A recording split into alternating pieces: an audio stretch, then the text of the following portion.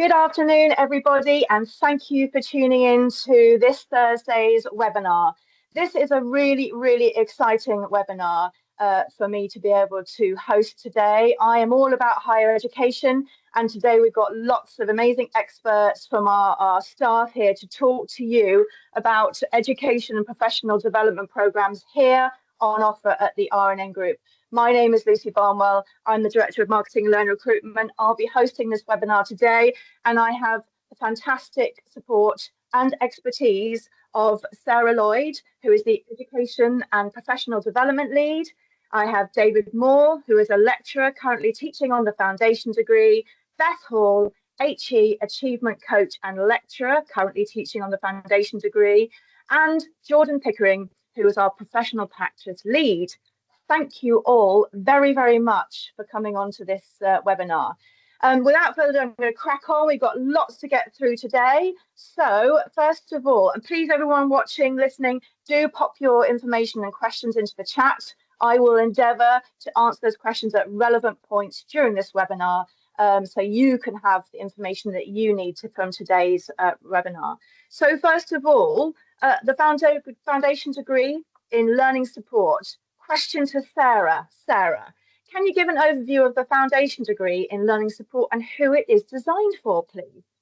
Yes, so the foundation degree in learning support is a university credited programme. It's validated by the University of Hull, and it is for learning support workers they can be volunteering or are already working in a setting. Generally, they will need to have a level 3 qualification.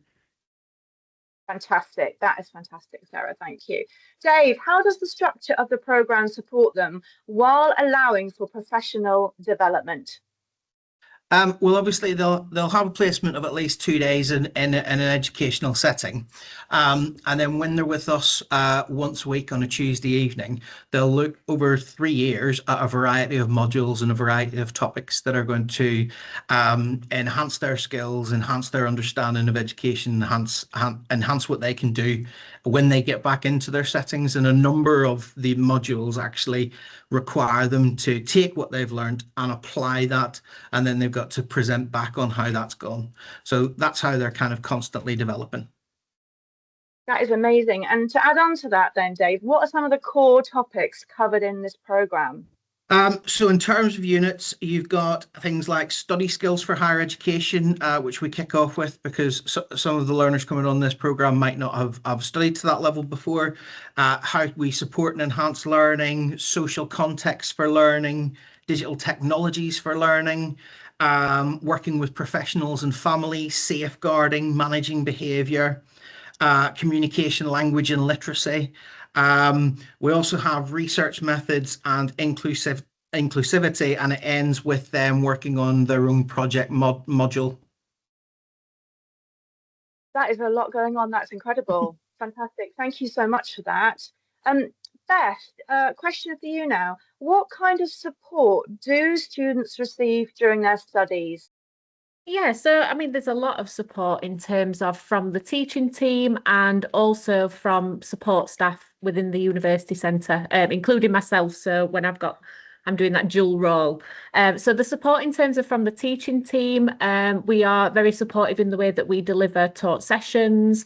Obviously the smaller groups, so we really get to know our learners and provide that individualised support within our teaching.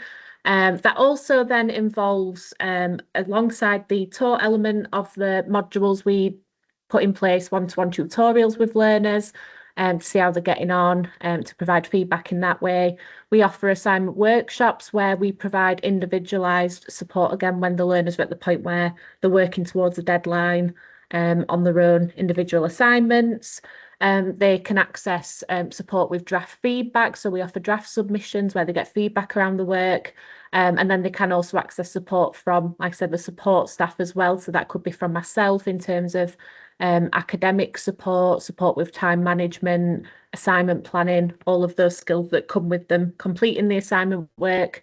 And then there's other support as well within the university centre, such as around wellbeing, additional learning support, etc. So we offer a lot of dynamic range of teaching methods and individualised support for the learners while they're on the programme.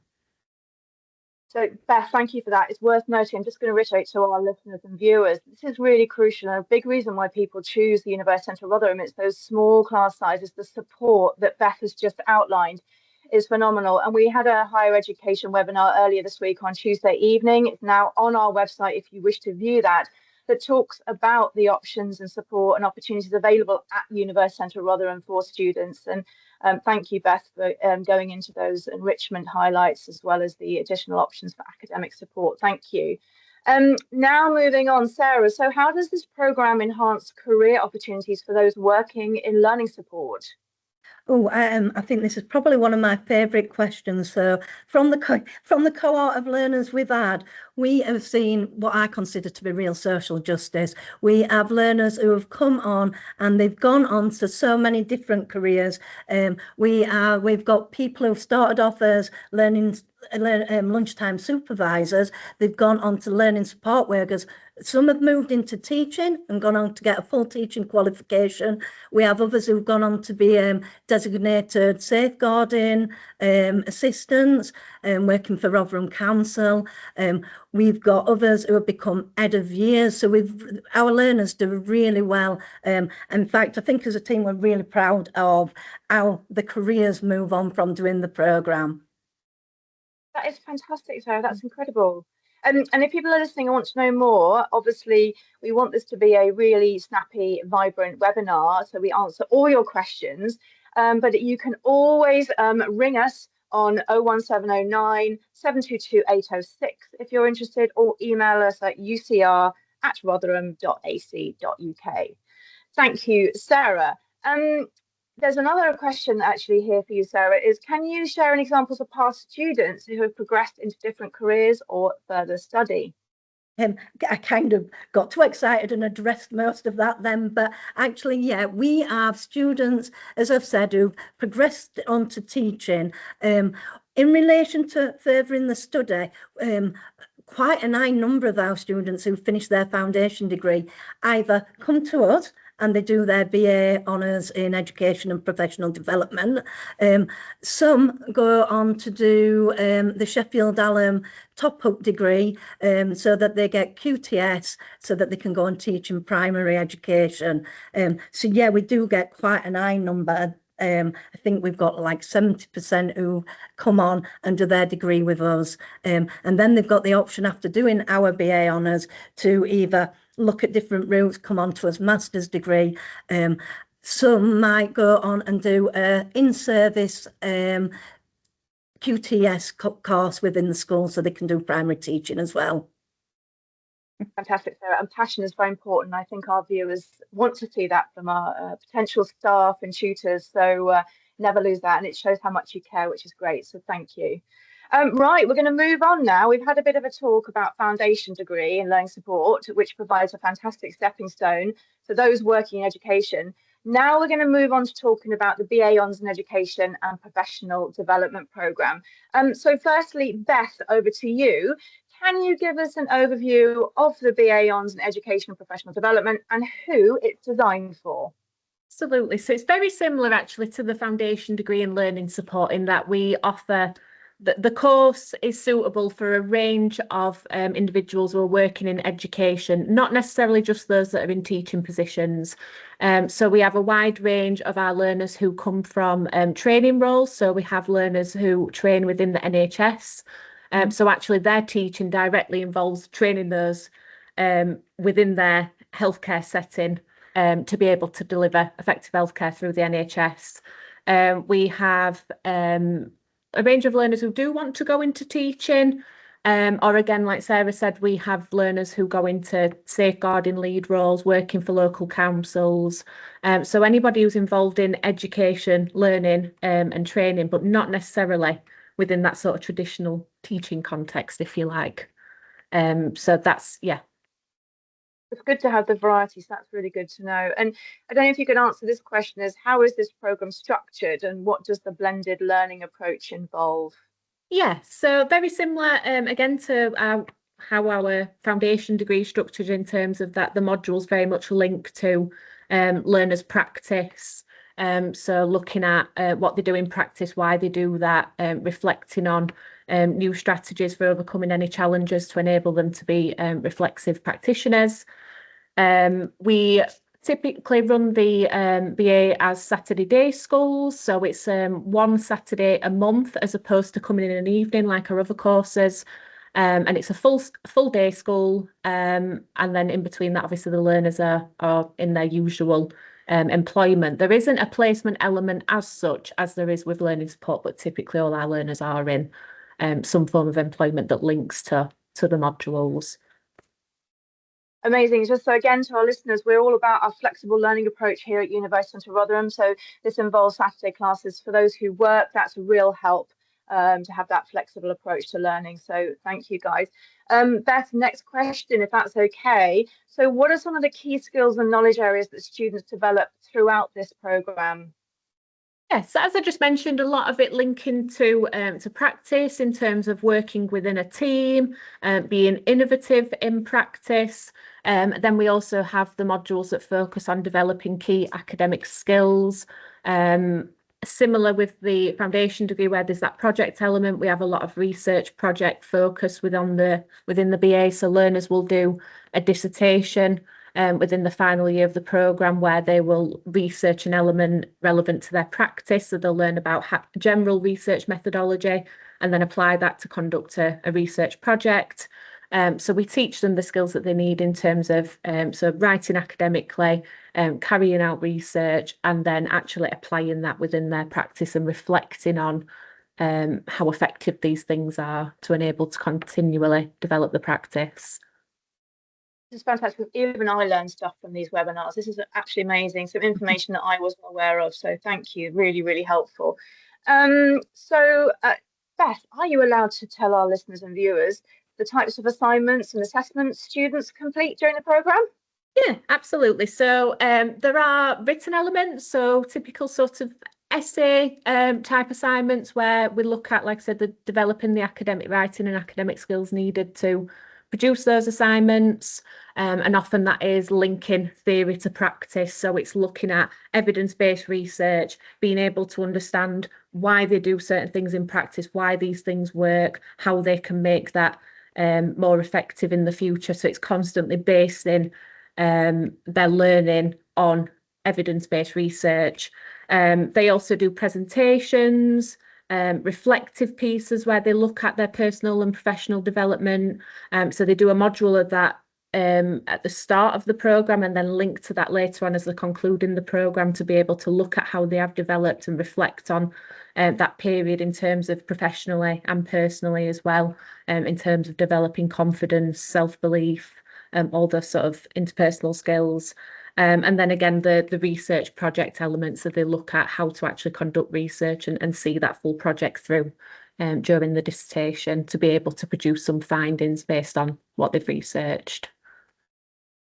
Wow, it's very different to my day at university. It's quite incredible the support and help and the elements available to potential students in universities and at University Centre Rotherham. So that's phenomenal. Thank you, Beth. Sarah, is a question for you: is what career opportunities does this qualification open up for graduates? So once you've got a BA honours in education, that is at the point where you can go on, choose which route you could go on and do QTS. So you could do qualified teacher status after that. There's a number of different routes within there. So career-wise, there's a full teaching qualification, but again, as previously stated, a lot go on, and within their organisation, once they have that full degree, they can progress within the education system, whether that be as pastoral support, head of year, or whether they go into teaching.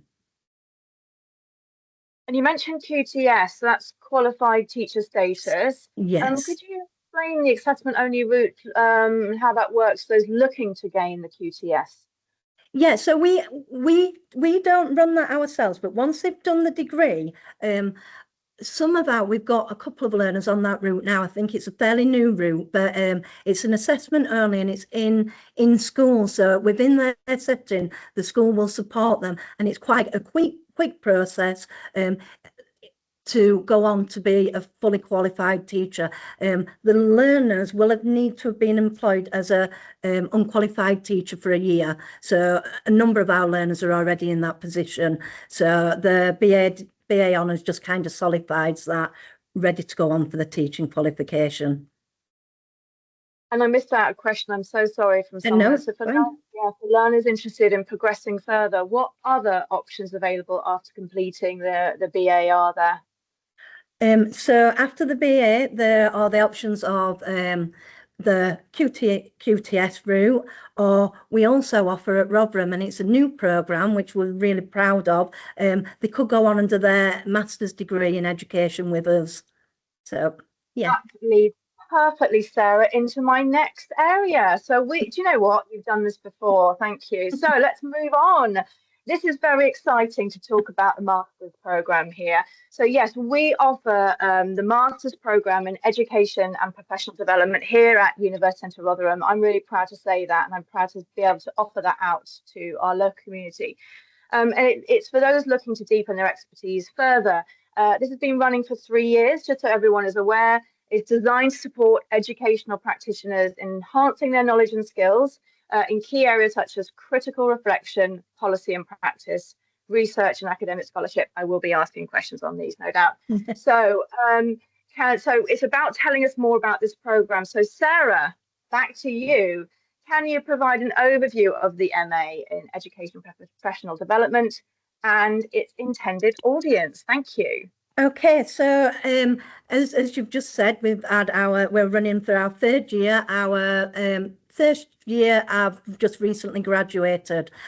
So yeah, it's for professionals who work in education, and we have a range of different professionals, from primary educators, secondary educators, FE educators. They may be in teaching roles, they may not be in teaching roles. It's just the programme is set up for anyone who wants to advance their career and the knowledge and understanding within an educational setting. So yeah. Fantastic, thank you. It's very exciting that we offer this. So over to you, Jordan, now, if that's all right. How does this programme support professional and personal development for those already in practice? Good question. Brilliant. So basically, there's a wide range of ways in which this will support people to develop themselves professionally and personally as well. One of the main ones from the professional standpoint is around the advanced knowledge and skills in around particular areas, and getting a deeper understanding as to why the processes and policies might have an impact in their educational settings, and the rationale in regards from a managerial perspective of how that can impact on strategical thinking and strategical practices put in place to improve practice, not only from a leadership standpoint, but from a teaching, learning and assessment point as well. It gives the opportunity for career advancement as well, for those people that are interested in moving further in the management route of education. Like I said, it provides that opportunity to dig deeper and delve into issues or concerns that they may have seen and just got a bit of an oversight to it. They're able to analyse further and put more depth into reviewing how those could be amended and developed and improved on within their educational setting. Personally wise, it'll offer intellectual growth in regards to those particular interests that are interested in as well. The opportunity that you do have around the Masters, although it does have particular topics, is that people can push where they want to go in regards to where they want to research further in regards to those developments as well, which is a very positive opportunity for individuals. It provides support in regards from those personal development skills such as self-discipline and time management, to incorporate the research and the reading and the further reading to review those particular topics and concerns and apply theoretical application to any issues or concerns that they see in regards to improvement. Just off, that was really interesting to hear that. So people are able, if I've got this correctly in my head, are able to do sort of independent research projects within the MA. Is that what I'm saying? In areas that they are specifically engaged with within that? Yeah, exactly. That's correct. That's really phenomenal, because I think that's what people need, is to be able to have that independence of going off in different routes within learning, because that's what learning's about, creativity, isn't it? To have that at the master's level is yeah, really fantastic. Thank you.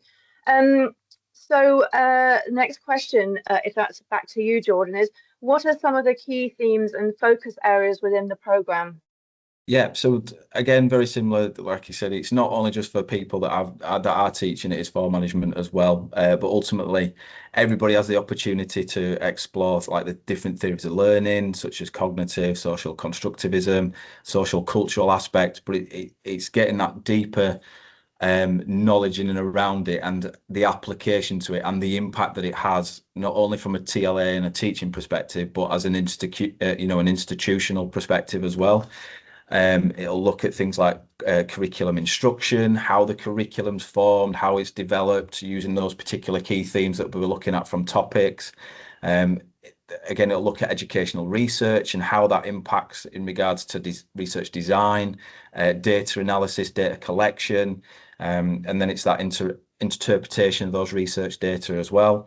And then, like Sarah had already mentioned earlier, in regards to the educational policies and leadership, how policy impacts teaching, learning, assessment, and management within those educational settings. You know, this is really informative, even for me to learn all about these things, because I had no idea this kind of elements went into the MA in terms of teaching and education. So really enlightening. Thank you.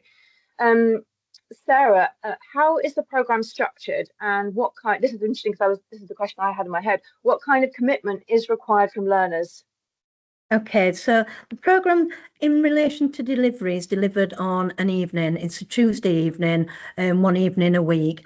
Again, it's an evening because most people who come onto our program are working full-time education in full-time employment. So it's a Tuesday evening. It's structured depending on our applicants' needs. So we tend to do about 5 sessions of delivery, and then there's the opportunity to have Google Meets, tutorials, and we do a bit of flipped learning and distant learning so that we can support learners and that they're not having to attend the UCL for every session. So there's also the independent study. In relation to the structure of the programme, we start with a research module, it's a pilot study, just to make sure that our learners have got them skills they need to move through the programme. So we start off with the research programme, which is a small module, and we end with the dissertation, which is kind of the big sister to the first module. Yeah, so we want our learners to be prepared. And how long does it take to do this, by the way? What's the I know a bit of a question I had in my head is, how long does it take to do this? And can you do it full-time or part-time? How does it work? It's a 2-year programme, and it's a part-time programme. So 2 years, Tuesday evening, part-time programme. It's brilliant for people who work. Again, University of Rotherham is really at the forefront of trying to offer flexible learning. So this is really brilliant to hear. Thank you very much, Sarah. So back to you, Jordan. I've got a question that says, what are some of the practical applications of the modules covered, such as research in education and mentoring and coaching for educational professionals? Yeah, not a problem. So I'll start with the research in education first. One of the things that we're looking at is making informed decision making, utilising research methodologies and findings, and looking at data-driven decisions around the institutions and the practices that are taking place. And it also looks at curriculum development and improving initiatives in and around the particular institution that those individuals that are on that master's work in as well. We're looking at for evidence-based practice, so it dips into the evidence that's already been available and already been achieved through those educational settings, but also the drivers of educational practice and the embedding and then applying those aspects as well. Looking at professional development in and around improving on research development for those individuals that are on the masters in regards to collating data, understanding the topics in and around those aspects, and like I said before, is like using different research initiatives and and also those critical skills and critical thinking skills and problem solving contribute towards that unit.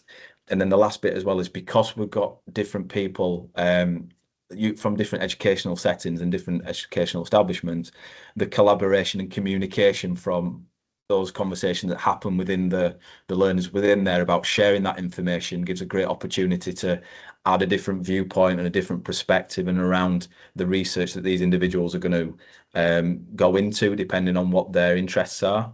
So that's kind of the research and education. And then the mentoring and coaching side of it, we're looking at how individuals on that masters can support teachers' growth through mentoring programs, through coaching. And again, that's not only from supporting people that are doing the teaching and learning assessment, those that are front-facing teachers, but how those people in leadership positions can support people that are doing the TLA aspect, but also supporting other managers in regards to developing their skills and expertise for moving forward in that career growth and that career professional development. But also what we're trying to do within the coaching and mentoring is offer that review of reflection of own performance and as well as reflections of their mentees' performances as well. So that ultimately we're constantly reflecting and reviewing where we could be even better as well. So that's kind of two modules in a bit of a oversight as to what they're going to entail. Yeah, and if you're listening and are watching this and want to know more, again, do email us at ucr@rotherham.ac.uk. I know tutors are very happy to talk to any potential students in greater detail. We do have an open event coming up on the 25th of January, as well as the 12th of February, specifically at University Centre Rotherham. So thank you, Jordan. So Sarah, the next question I have is, how is the programme structured? What impact does this programme have on the careers of its graduates, and can you share examples of professional progression? Yes, I can. So in relation to our graduates who have just finished the programme, I can give you some examples of where they've gone to, what they're doing now. So we have one learner who actually started with us way back on a level 3 qualification. She went on and did a foundation degree with us, a degree. Then she went on to Sheffield Hallam, then she came back and did a master's degree with us. She is in a special educational needs setting. She was a teacher, but she went on and she's currently ahead of year and she is applying for the deputy head role. So I know she won't mind me sharing that she's got an interview for a deputy head role. So, I mean, that is amazing progression. Another learner who was with us, she is a teacher in a secondary school and she's gone on to get a head of year role. So yeah, and we have another graduate who is in a primary setting. Again, a career has moved from a teacher to head of a specific area. So yeah, they've all got back in touch and they're all doing really well. That is incredible. Wow. So this really does support with that career progression, which I know people want to achieve, that feel that achievement of, in their lives with their careers.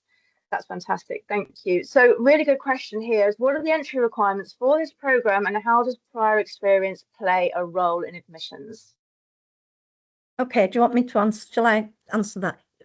Would you mind? Yes. Oh, okay. So to get onto the programme, the MA, you would need a 2-1 in your BA honours degree. So you'd need a 2-1 and you would need to be in an educational background. So whether that be in, like Jordan pointed out, leadership and management, lecture, teacher, you would need to be working within education.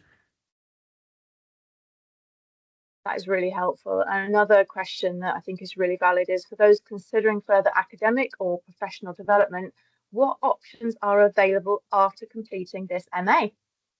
Okay, so after the MA, our graduates could go on to do a PhD.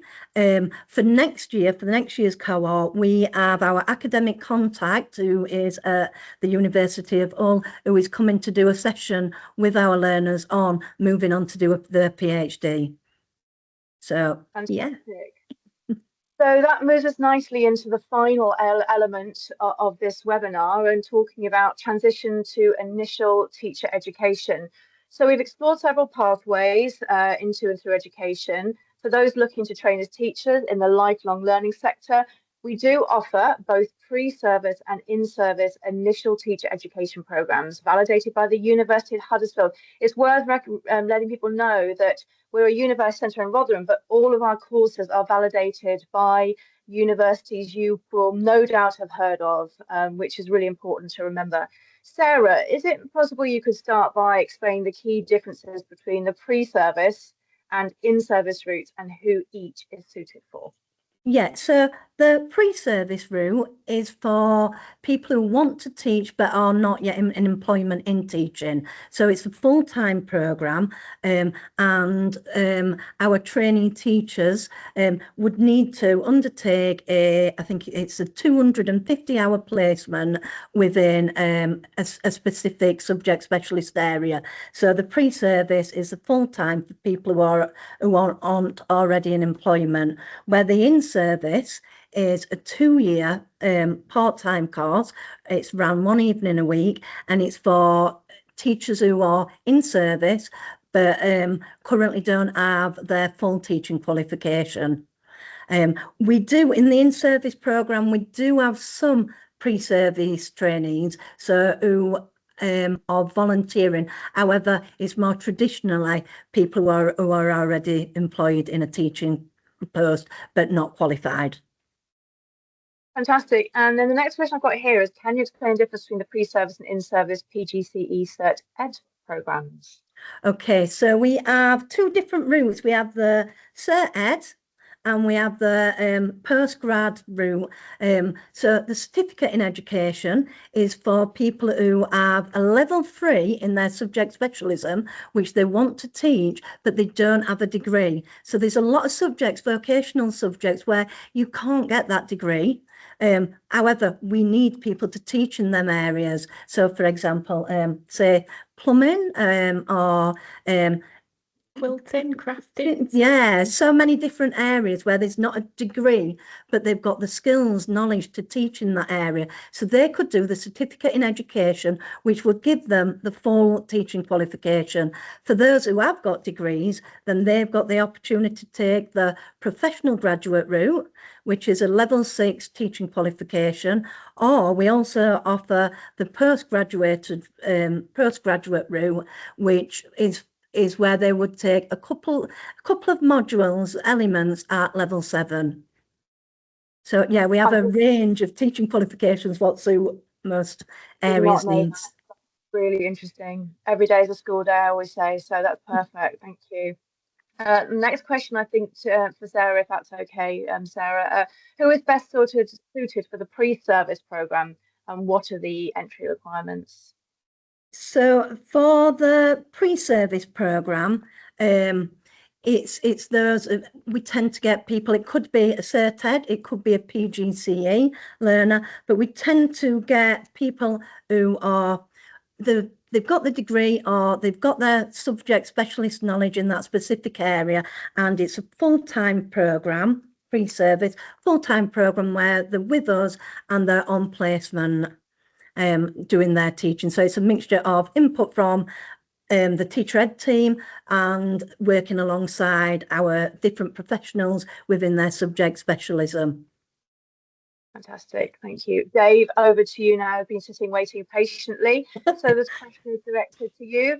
Who is best suited for the in-service programme, and what qualifications or experience are required, Dave? So for the in-service program, you're looking at people who are probably already in a job teaching, but they're just not qualified. So maybe they're classed as an instructor or working on an instructor rate or something like that. And obviously, because they've got that full-time job, they can't do the course in a full-time way. So we do it part-time. We split the 4 modules over 2 years. So they do 2 modules each year. The 250 hours of teaching experience that they've got to gain, that is also split over the 2 years. And the teaching for that, we have our sessions on a Thursday evening. So and that allows those people who are teaching, whether it be here at RNN Group or in other educational institutions, they can come over, and that's when we deliver our input.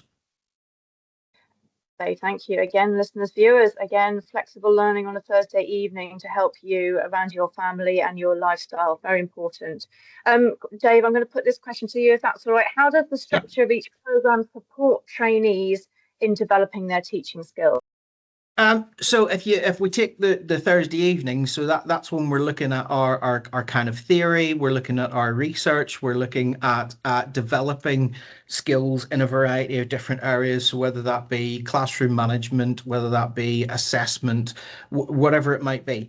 And then obviously, so we're there to help deliver all of that. Then each of the trainees will be attached to a department and will have a subject specialist mentor. An experienced teacher who they work with, who they will observe in the first instance to see how things go, and then who will support them in their role as they start to take on teaching responsibilities. And hopefully then they can start to apply the things that they've learned with us on a Thursday into the practical lessons that they have to deliver. And as I say, they're supported by the mentor. And then they receive regular observations, five each year. So 10 for the full-timers, 5 each year for the part-timers. And through that, the feedback for that is very, very developmental in terms of what they need to focus on, how they need to improve, what they need to do to, improve their teaching further. So that's how it's all based on developing them really practically, I think. That's fantastic, Dave. Thank you. Next question for you, if that's all right. What are the placement requirements for both routes, and how do trainees gain practical experience, which is obviously quite important? So the 250 hours is the big thing. So in a lot of cases, depending on the subject area, we can support trainees with finding a placement here with us within the RNN Group. In some cases, depending on their subject specialism, that may not be possible. And so we'd need to work with other partners or other educational institutions nearby. Sometimes trainees come to us with their placement already kind of in place and already arranged, which is fantastic. And we just need to be able to work with that particular organization. In terms then of how they gain that practical experience, it's kind of, I've kind of slightly already answered this. So within that 250 hours, it's then being able to work with a specialist mentor, with learners, and then be responsible for the planning, implementation of those lessons, delivery of those lessons, assessment of those lessons, and to do that with the support of us, obviously, very much from a theoretical kind of point of view, and from their mentor, very much in a practical point of view. Fantastic, Dave. Thank you. Jordan, what kind of teaching roles do graduates typically move into after completing these programs? Yeah, there's a wide variety in which way they could work after they've completed the qualification. Predominantly, they'll work either in an FE college setting and delivering on the programs that they've specialised in. They've got the opportunities to work in sixth forms as well. There's also opportunity to work for training providers and online teaching programs and platforms. And then they have the opportunity to potentially work in secondary schools if they're working with learners that are 14 plus, delivering the vocational programs that schools offer. Fantastic. That's really, really helpful. Thank you. Sarah, back to you. How does this qualification contribute towards achieving qualified teacher learning and skills status? Okay, so once they've finished the qualification, trainees can go on and they can apply for QTLS from the Society of Education and Training, and it's called professional formation. So a lot of what we cover prepares them to go through professional formation. So that's quite a short process, can be achieved within a year. It's a digital platform, and then they will get their QTLS status, qualified teacher in lifelong learning status. Fantastic, thank you. Beth, over to you. What support is available to trainees throughout their studies? So as with all the programs really, so for the foundation degree, the BA, the masters, and the teacher training programs, We very much utilise those approaches to teaching and learning around sort of tutorials and assignment workshop and draft submissions on work, and so there's a lot of feedback given verbally and written. All of those learners studying on those HE programmes can access that additional academic support from myself within my HE achievement coach role. So very much across all programmes, it is that personalised support provided by the teaching team and support staff to enable them to develop alongside the programme. Great, so it's worth remembering, everyone, it's not just about what you study. There is support and help available for you by our amazing staff to help you develop through your studies and throughout. So yeah, thank you for that, Beth. And final question, Sarah. Can you provide examples of past trainees who have successfully progressed into teaching roles? Yes, I can provide a number. So we have a number of full-time trainees who've gone on to obtain a range of teaching posts, some within our organisation, some within external. I know we have trainees who've gone on to teach in animal management, photography, media. We've got trainees who've gone on to obtain full-time teaching posts in secondary education, teaching vocational subjects like psychology, childcare, child development. And so, yeah, we've got quite a wide range. Amazing. Thank you, Sarah, and thank you all. I have learned an incredible lot today from this webinar, so I appreciate it. Thank you to Sarah, Beth, Dave and Jordan for your time and your expertise. It remains for me to give you 3 bits of information before we conclude this webinar. Firstly, if you are excited and passionate like our staff are about wanting to know more, then please come to our next open day on the 25th of January. That's Saturday, the 25th of January between 10 and 12. Or our dedicated University Centre Rotherham open day on Wednesday, the 12th of February, and you can find out more there. If you can't wait until those dates, please ring us or email us. You can ring us on 01709 722 806, and you can email us at ucr@rotherham.ac.uk. Finally, it gives me the opportunity to talk about our next webinars, which are going to be held during National Apprenticeship Week. They are all on about apprenticeships, both on the 11th and 13th of February. It's worth noting we do higher and degree level apprenticeships here at the group too, which is important to know, and you can find out more about those during National Apprenticeship Week. So that's it for the webinar. Thank you very, very much to our amazing staff, Sarah, Beth, Dave and Jordan. Really, really appreciate your time. Thank you very much to our viewers for listening. And to those who will download this and listen in their own time, thank you very much. Have a wonderful rest of the day. Thank you. Thank you.